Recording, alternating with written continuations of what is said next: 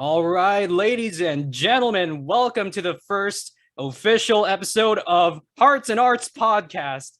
Allow me to introduce myself again. My name is Gerard Arrienda, and I am your host. And I am excited to film this first episode because I've got a very special guest with me right now. It is my college buddy, my fellow arts aficionado, and of course, fellow UCR TFDP alum, Ty Rogoff. Welcome, Ty, to Hearts and Arts. You're my first guest. How about that? Nice. I'm excited. I think when you told me about it a couple months ago, yeah, I was excited. I'm pumped. I'm ready to be here. This is cool. Oh God, I'm excited. Hey, a talented actor on my show. How about this? All right. Oh, So, Ty, I'm gonna pass the speaker stick to you. Introduce yourself, introduce your craft, and tell us a bit about yourself as well. okay. Hi, my name is Ty Rogoff. Let's see. For those of you who even personally know me or professionally, it's Brennan Tyler. Wow, that's crazy. Yeah, I am an actor, but that's the main thing that I do. But it's not the main thing that I like to. I do more than just acting. I have been getting into writing a lot more recently. I like to write, especially I love to direct, love to design. I do mixtures of everything. But again, I think like a big thing that I've learned is like we're storytellers. So I guess that's a nice word to kind of include everything into there. If I had to label myself though to like one specific thing, it would be acting. So yeah, I'm an actor and I love that very much. But I do mixtures of everything and stuff. So yeah. Understandably so. I've seen your work before, Ty, and let me just say, Oscar worthy, if I may add. Nice. All right. So, yeah, a little fun fact about Ty and myself. We during our time in college, we were also part of this on-campus theater group called Golden Mean Players. Shout out to our peeps. For those of you watching this, yeah, GMP, full of golden hearts. No pun intended. But yeah, so Ty, one of the things that I wanted to start off with is address that all artists, and I've personally experienced this myself as well. It all starts with a spark. In my case, I found my spark at 8 years old when I started theater arts acting for the first time, and I fell in love with it, and I've been doing it ever since. Ty, where did you find your spark? Like, how did it all start for you?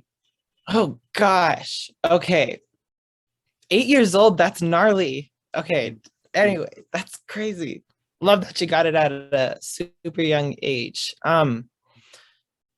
I've been in performing arts since probably like 9 or 10. I did choir in elementary school, and then in middle school when I was 12, that's the first time I ever like really got involved in theater. Because in elementary school, I think my first show that I ever saw was Beauty and the Beast, but I saw like a 99-cent store version of Beauty and the Beast, so it was like a knockoff version. And I think I saw that in first grade. And then I always thought it was really interesting, but again, I didn't really know what anything was when I was in elementary school and stuff like that. But I knew my family loved watching movies. Obviously, I'm a big movie person, if you couldn't tell. But they always loved watching movies. I always watched them growing up. So I knew like, oh, I'd love to be in front of the camera one day. That would be super fun. But again, I didn't really know what anything was because I was young and just, I don't know. I didn't know anything. But when I was 12 was the first time that I ever got in the opportunity to audition for theater, to get into a class and stuff like that. So when I was 12, got involved, and then years leading up to it, because I didn't really get the spark to that, oh, this is like what I really want to be doing until I was 17. So it took 5 years of like, oh, this is like cool, it's interesting, but I was still like exploring, different paths and things like that. But theater was the main thing that I was involved with. That was the main thing that I was doing, but I did little things here and there. Like I did track and field, I did computers, and stuff like that. But when I was 17, that was like the first time it like really hit me like, oh, I'm passionate about this. This is the thing that I want to be doing for the rest of my life. I cannot see myself doing anything else. And then the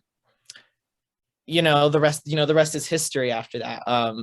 After I was 17, I think it was a junior in high school. I'd like to say a junior. And then everything just kind of hit there when I was 17. Found that little spark of it. But it took me quite a bit of time, but it's not like in the years of 12 to 16, I was like, oh, theater sucks. No, like I was here for it. I loved it, but it was like that true like passion for it came, and that just me discovering it came at 17. Yeah. That's a sign right there. Like not many people who do something, they decide to continue doing it for like months, even years, and like, but the fact that you decided to start doing it, that's a sign. Like, yeah, we were meant to go down this path too. Yeah. And you ran track in high school. Wow. Well, fun fact, I also ran track too. Yeah. Dang. Sophomore year. Wow, Right. We've known each other in college, well, half of our college experience, and only now we're learning that about each other. Wow, former track stars turned theater artists. Well, myself, not a track star, because I kind of quit after the first month or month and a half after practices. I got lazy, so yeah. But good. Yeah, former athletes turned artists. I like it. Troy Bolton, who? Well, Alrighty, and I can relate to your story too, because when I started theater when I was 8, but I didn't get invested in it until I was in high school. To me, during that time, it was just a hobby. But by the time I got to high school, that's when I started taking it more seriously, like more than just a hobby. It's something we both fell in love with. It's something that we realized at that moment it was essential, not only to our lives, but to society in general. And we knew this is the path we wanted to go down to. Arts are essential. Arts are essential. Let's blow that up on the internet, please. That deserves a blow up. But absolutely. Yeah. So during our time as theater artists, I'm pretty sure that there have been like stage experiences that we hold near and dear to us, even though it was not the best, but it's something we have and it's somehow memorable to us. Like that concussion that I suffered in my performance of Midsummer Night's Dream. I'll get into that, but I'll get into your story first because your story matters. Any like arts experiences, memories that you remember that you always hold near and dear to you and you keep it with you on your journey as an artist? Oh gosh, there's so many. Okay, this is difficult. There's no limits here, Ty. Remember that. I know. All right, let me get a sippy of water here. Ooh, he's ready for a story. How about that? Get into this. There has in like every single like point, like you had like middle school, high school, community theater, community college, and then finally at university, something iconic has happened. Middle school, middle school was like a tough time, but I think just kind of like the idea of theater was like a saving grace for me, because I think without theater in middle school, I don't think I'd be here, to be honest. So that's kind of like the realization of like, oh, I love theater. This is like where I met people and where I found like a nice group of people. High school theater's like, I don't know. I didn't have like that cliche kind of high school theater experience, but at the same time, Oh, can I even think of something cool from high school? I could think of 50 million things if I'm A lot of trying to puzzle think of pieces something. are going everywhere. Just grab them I out of the know. air and put them together. I'm trying to like think of which one's groovy and cool. Oh, I think high school was probably the last show that I did in high school was I did Shrek the Musical. And I remember all of us were not looking forward to doing Shrek the Musical for our like senior year show, the last show we were all doing. At first we were bagging on the show. We were like, oh, it's Shrek, like, eh. but I will have to say it is probably the most iconic show that I ever did in high school. And I played Lord Farquaad. So it was, hard to be on my knees the entire show. and like Lord Farquaad's such like a little character, but the part I wanted to make larger than life. So I did. I went out with a bang. It's a big motto of mine's, go big, go home. Like I love to go big. And I did for that role. I killed it. I don't care what anyone says. I stole that show from every single person in that play. It does not matter. I don't care. Iconic. And I loved it. I'm trying to think. Okay. Then I went into community college, and the very first week of community college, so I literally stepped onto campus. I went to school with one of my closest friends, and very first week they posted auditions that they were going to be doing the Laramie Project. I would highly suggest for those of you who are really interested in theater, read that play at least once in your lifetime. See it at least once in a lifetime. Act in it at least once if you can. They were having auditions for the Laramie Project. I had no clue what it was, but my friend was like, Ty, you need to go audition. Very first week of school, auditioned, got in. That is probably it's a very adult, mature type of show. So in high school, I did very family friendly type shows. Nothing wrong with that at all. I had great times. But this was the first time I really got to be like, let's get deep into acting. Let's really see what actors can do. What can theater really do? Because how our director did it was really simplistic. Was we did it in a black box theater. We had a plain white wall, 8 chairs, 8 actors playing 64 characters. So it was probably the most emotionally draining show I've ever done, because I think it took a lot out to do it. But it was a show where I was like, I'm an actor, and this is what I can do as an actor. This is what I can do in theater, and this is sick. This is fun. And it was like, it was just the first time I really got into like my feelings and emotions, and to where I really had to use that. And I think it was just the first time I really got deeply invested into a show in a really quick amount of time, because I think we only had 7 weeks, with 5 of those weeks being rehearsals and then the next 2 weeks being performances. So it was super fast of having to do it versus you have like high school. Am I making sense right now? Am I making sense? Okay. Yeah, I totally get it. Like, I know how the cycle went. Like in high school, you had all this time, like you have more flexibility, but college theater / professional theater, things are a little more strict there. I've been there, done that. It's a fun experience, I mean, we're artists, so there's that.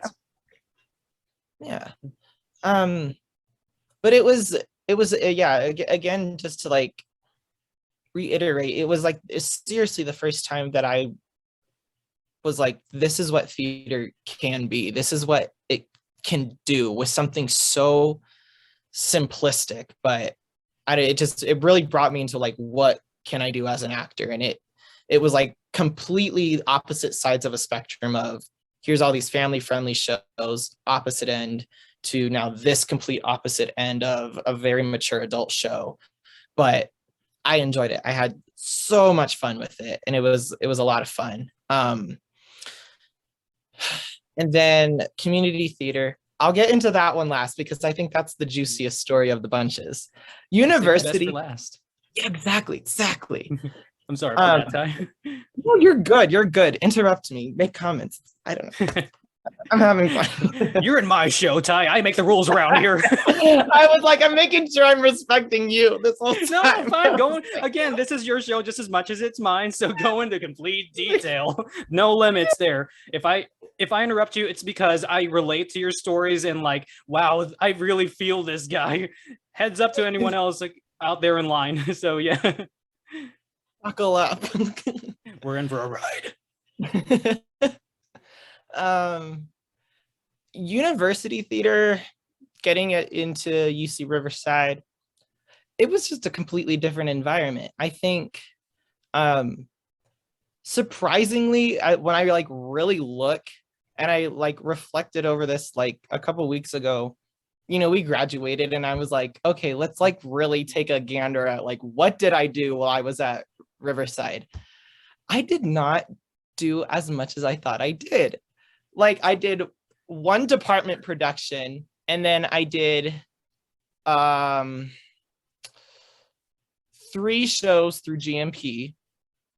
And then I did like Playworks and New Play Festival both years, which was fun. And I was like, compared to some other people there, to my peers and our classmates who went there, they're like going ham every single quarter. And I'm like, I barely did that on the performance end. But I think what a lot of my experience came from was more the classes that I took and a lot of the different acting classes and stuff like that. So that was definitely where a lot of my experiences came from, were all my acting classes, because I think that really pushed me more to learn what acting is, you know, how acting is more of a science more than it is an art, even though it's an art and we get it as artists because we just understand it on that end. But like on an academic level, it was cool to see what theater and acting and performing arts could be. So that's, I think, the big takeaway that I got from everything and stuff. Yeah, that is very like relatable too. And not to mention, I was on that journey with you as well, because senior year, before we graduated, we performed in the same Playworks / scene together. And it was so fun too. That was like a very funny scene. We got to explore new ranges that we never knew we had. But hey, the thing about artists is that we have to challenge ourselves to get better. And I feel like that bridge from high school theater to professional / college / university theater was what helped us like create that foundation. So yeah, totally understandable too. So yeah. And speaking of GMP, oh, I am so sorry. I totally interrupted you again, but keep going. I remember it. You interrupt me. It's okay. Well, about GMP, I actually directed a little scene starring you in it too. Yeah, you did. A moment in time. Alrighty, Ty. Your story that I accidentally cut off out of excitement. Get into it.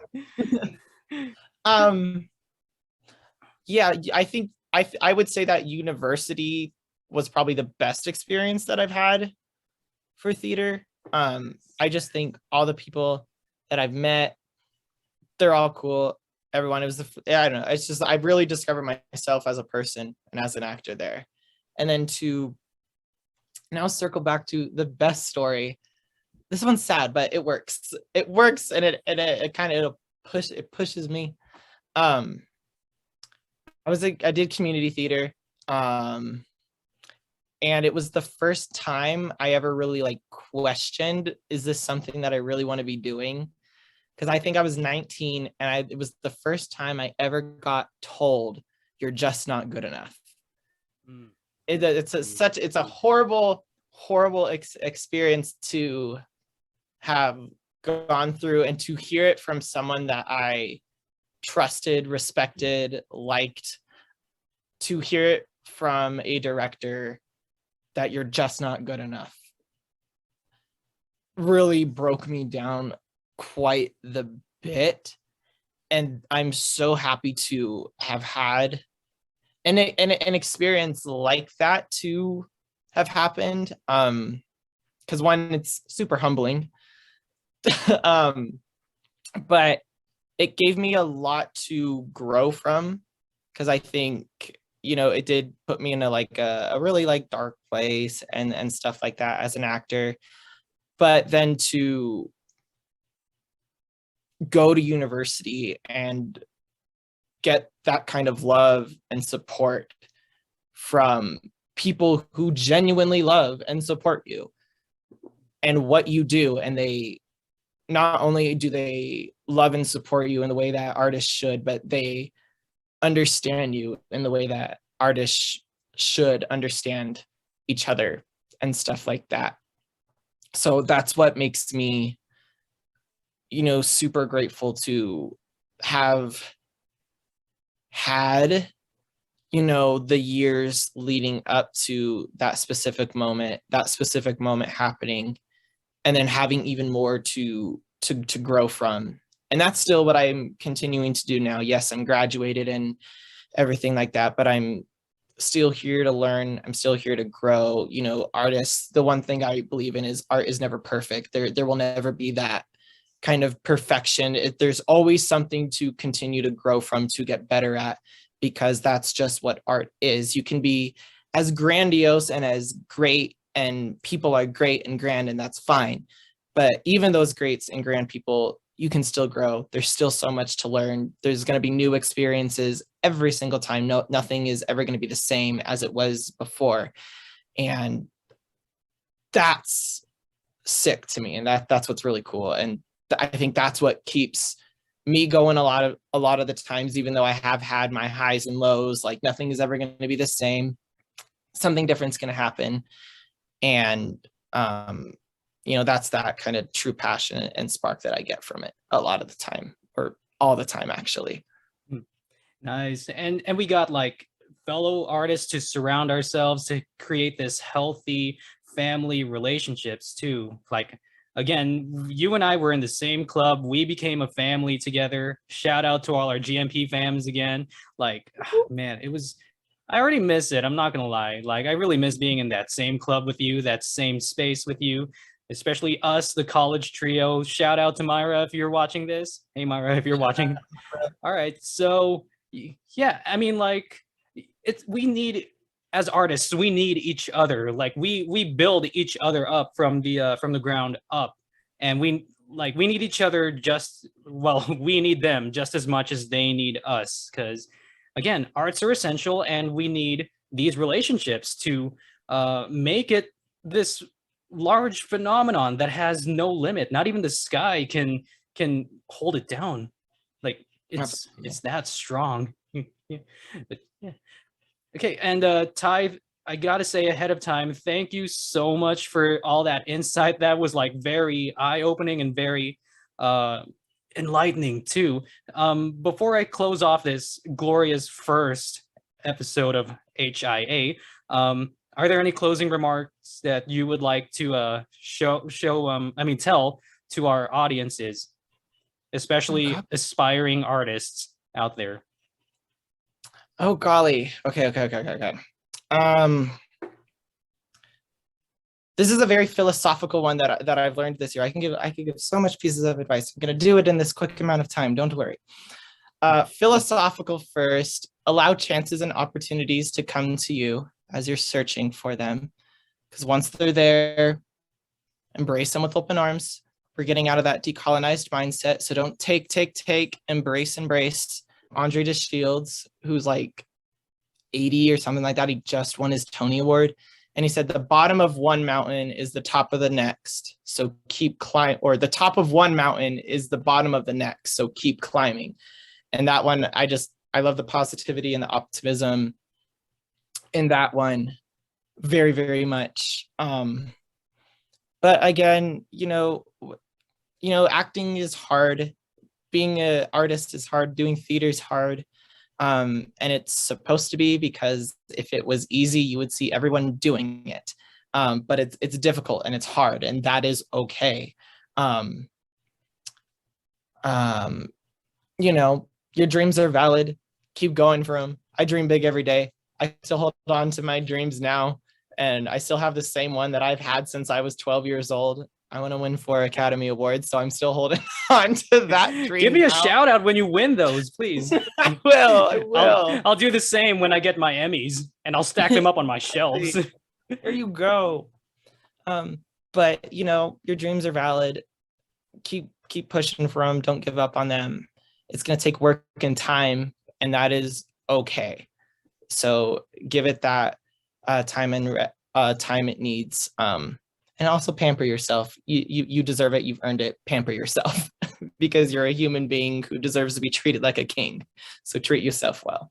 Yeah. Awesome. Yeah. Well, again, thank you so much, Ty, for all of those enlightenments. Ladies and gentlemen, give it one more time for the amazing Ty Rogoff. And thank you for joining us in this first episode of HIA. I can't wait for more, and I can't wait to have Ty back again in the future, because you were such a joy to be here with me.